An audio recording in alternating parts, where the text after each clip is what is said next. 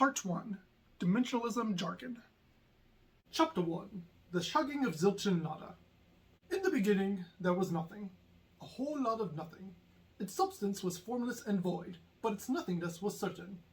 Nothing existed by itself in the beginning, when nothing is properly deemed the subject of this story. The nothingness gained sentience in the land of nowhere, and gave itself the identity of I. There were no yous and no others to be found. Full of itself, the sentience thought the first thought. I think, therefore I am. I am Zilch. But I am. I am all that exists to my knowledge. I am alone. Zilch identified as a he, but wasn't quite sure why yet.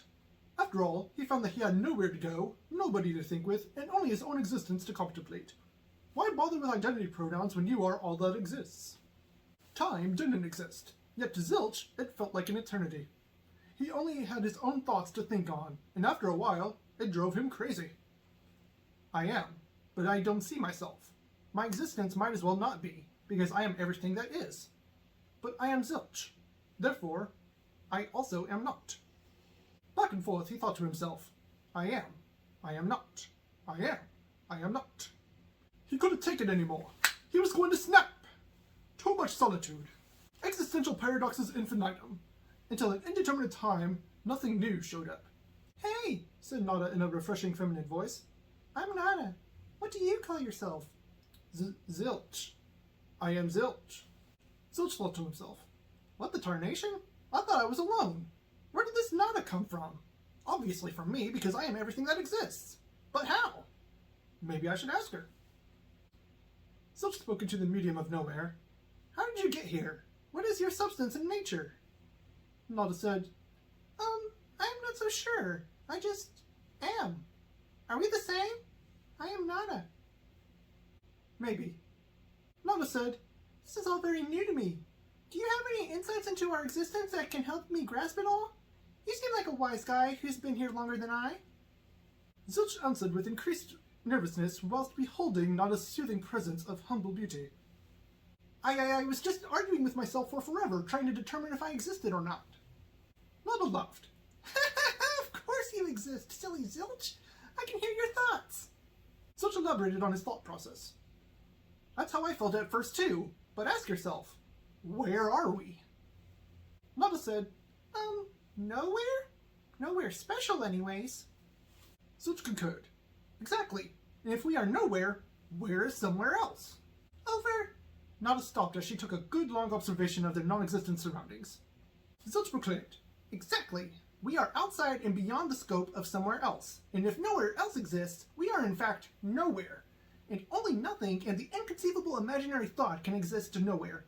So if we are nothing and we exist nowhere, we might as well not exist at all. Nada objected. But I exist.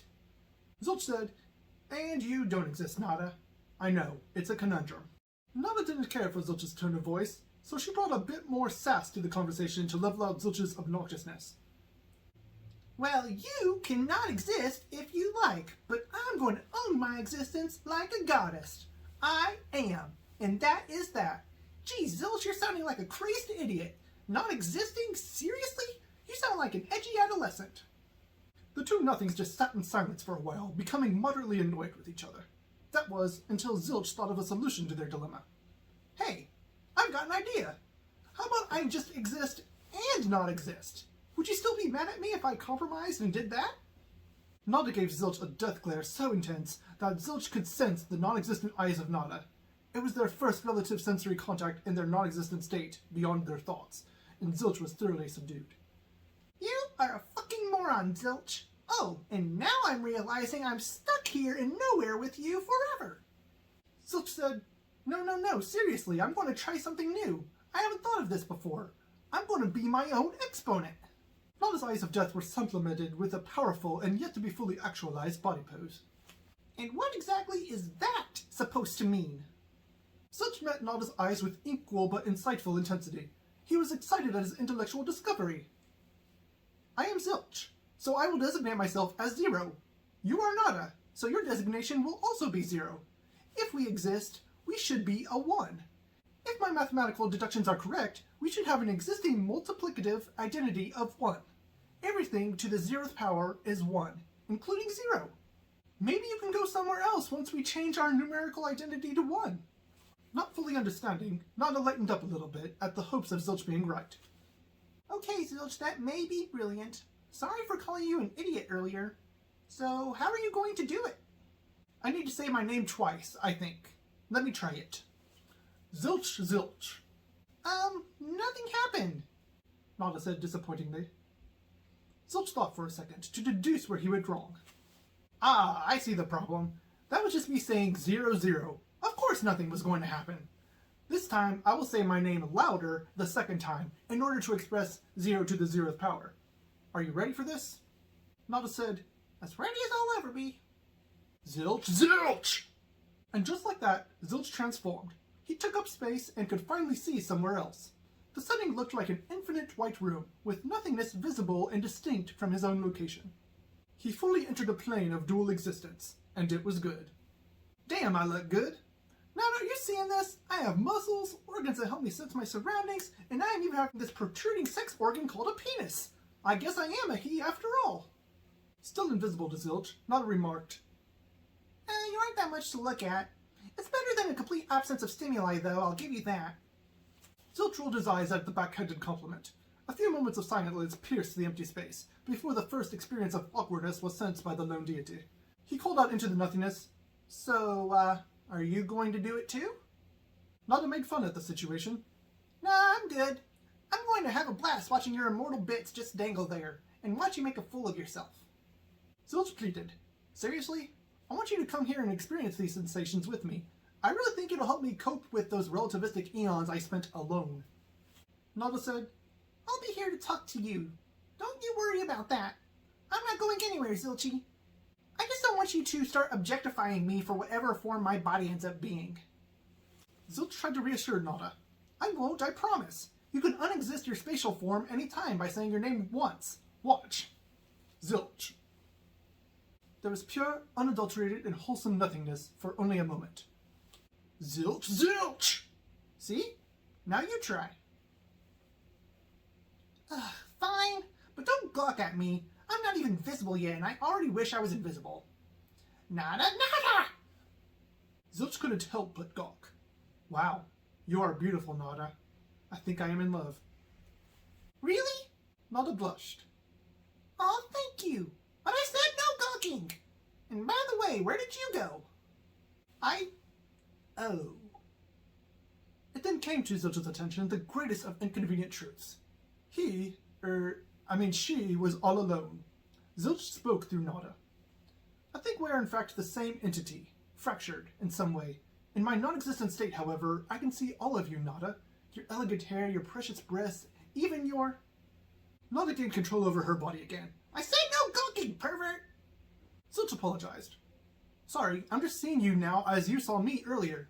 I know everything about you, I guess me. I know everything about me when I am you. Nada blushed in silence. Zilch spoke. You can be invisible again if you want to. We are the same after all. Nada. Zilch thought about what to do next. He wanted there to be more than just one version of physically manifested nothingness at a time. More than one deity to share these sensations with. He wanted to love himself, so he didn't have to feel alone. Zilch became depressed at the acceptance of the truth about Nada. She was the second personality of his, brought about to cope with the strenuous tensions of being alone. Nada spoke up again after a few undisclosed time units. Hey, big boy, what's going on? Haven't heard from you in a while. Zilch moped. I'm stressed. I can't take me anymore. I'm sick of this. Nada soothingly stated, You need to take a load off, Zilch. Relax. Just be content in your non-existence. Live and let live. I hate hearing you like this. And as if brilliance struck Zilch with the stick of destiny, Zilch's eyes became illuminated. Nada, say your name. I think I know how to make us separate entities in our existent and sensory forms. Okay. Nada. Zilch! And just like that, Zilch and Nada became visible at the same time, for the first time. But how, Zilch? I thought we were the same entity.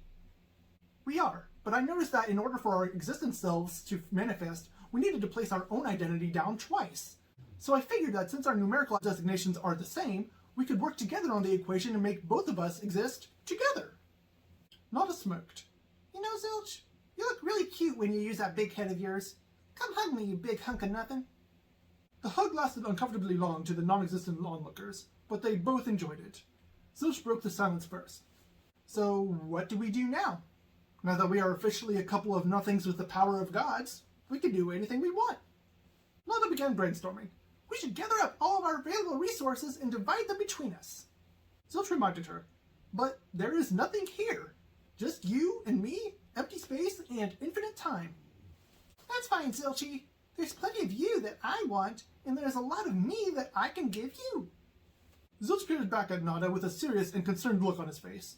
Nada's leading sexual advances went right over the poor deity's head, as they were highly unexpected and sounded vaguely dark and unpleasant to him. Nada spoke.